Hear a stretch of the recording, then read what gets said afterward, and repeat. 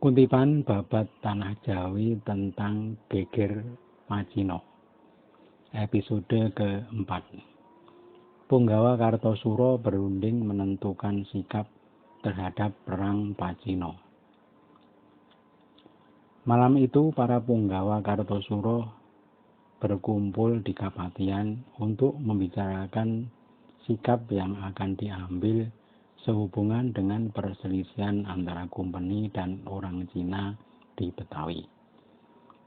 Ki Patih membuka pertemuan dengan berkata kepada para adipati, "Hai kawan-kawan para adipati, perintah sang raja kita disuruh memikirkan mana yang terbaik dalam perkara perang Kumpeni dan Cina. Karena perang ini di bumi kita, mana yang sebaiknya kita tolong?" Ki Citrosumo dan Ki Jayaningrat yang pertama menjawab, "Kalau setuju, jangan kita ikut-ikutan. Kita menonton saja.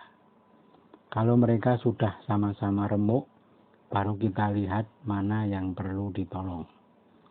Dan kita tolong yang memberi manfaat. Kalau misalnya kita akan menolong Kumpeni, kita beri syarat agar mereka berhenti meminta beras setiap tahun. Juga kewajiban menghadap ke Betawi setiap ada pergantian gubernur jenderal dihapuskan. Semua perjanjian dibatalkan dan ke depan kita hanya bersahabat saja." Tersenyum Ki Patih ketika mendengar usulan itu. Ada juga baiknya usulan itu, kalau saja para adipati kompak dan tidak ada yang berselisih. Ki Patih berkata, "Kalian pikirkan baik-baik. Kalau sudah kompak, aku yang akan melaksanakan. Namun kalau mau musuh Cina, aku kira tidak ada gunanya juga. Termasuk dalam perbuatan sia-sia. Orang Cina di tanah Jawa ini tidak mengganggu, juga tidak minta makan. Malah mereka meramaikan negeri."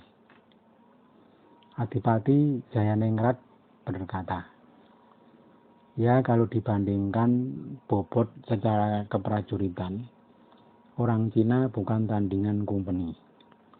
Orang Cina ke Jawa untuk berdagang tanpa punya pasukan. Sedang Kumpeni punya pasukan bersenjata. Ibarat orang Cina itu taringnya timah, orang Kumpeni bertaring besi." Ki Patih berkata pelan, "Memang benar keduanya tidak sebanding. Namun barangkali ada sialnya bagi Kumpeni. Mereka sudah lama tinggal di Jawa dan menikmati kemakmuran tanah Jawa. Dan bisa juga orang Cina di Jawa sekarang menjadi kuat. Siapa yang bisa mengukur?" Para bupati terdiam. Tampak dari pembicaraan ini Ki Patih lebih condong membantu orang Cina. Ki Patih pasti sudah bosan harus bolak-balik menghadap Kumpeni di Betawi. Mereka terus berunding menentukan bagaimana sikap yang tepat. Tumenggung Tirtowiguno dan Aryo Pringgoloyo tak punya usul. Keduanya hanya terdiam dan sesekali melirik kepada siapa yang bicara. Adapun Raden Martopuro tampaknya mendapat angin. Segera Raden Martopuro alias Paridan menunjuk jari. "Mohon izin menanggapi usulan Adipati Jayaningrat. Perihal kita sebaiknya menolong Kumpeni dengan harapan beban kita akan berkurang kelak. Kewajiban kita kepada Kumpeni akan dikurangi dari yang tadinya 1 pikulan menjadi 1 gendongan atau tinggal setengahnya. Usulan itu juga baik. Namun kalau kita ada peluang untuk menghilangkan semua beban, bukankah itu lebih baik? Kalau kita membantu Cina, kita bisa mengusir Kumpeni. Beban kita akan hilang sama sekali." Adipati Jayaningrat berkata, "Itu juga patut dipertimbangkan. Namun Dinda, Dalam segala hal kita patut mempertimbangkan kekuatan kita.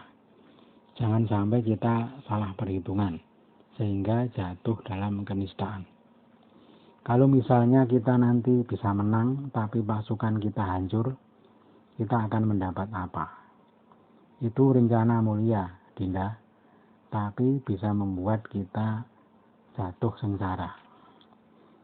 Tumenggung Martopuro alias Raden Paridan menjawab, "Maaf, Yai, saya berani berdebat melawan Paduka, seorang sesepuh yang membawai para bupati.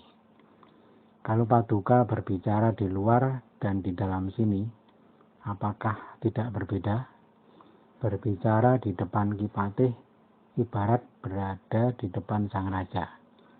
Kalau sudah berani berkata, pasti punya modal berani mati. Orang ditanya oleh raja akan menjawab sesuai keyakinan, tidak akan berbasa-basi. Perkataan yang diucapkan di depan Ki Patih pasti akan dilaksanakan, seperti halnya perkataan yang diucapkan di hadapan sang raja. Tidak boleh mengatakan sesuatu yang bermaksud lain. Kalau masih ragu atau khawatir di belakang, sungguh tidak pantas dihaturkan kepada Ki Patih. Mohon maaf, jangan dianggap saya congkak kepada Kanda Tumenggung Joyo Sudirgo.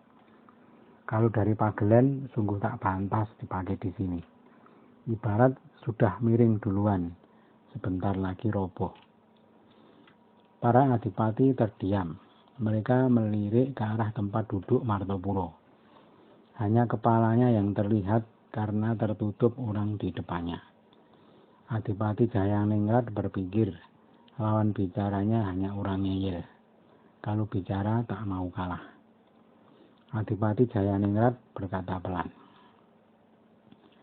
"Benar, Dinda Martopuro, pendapatmu tidak salah.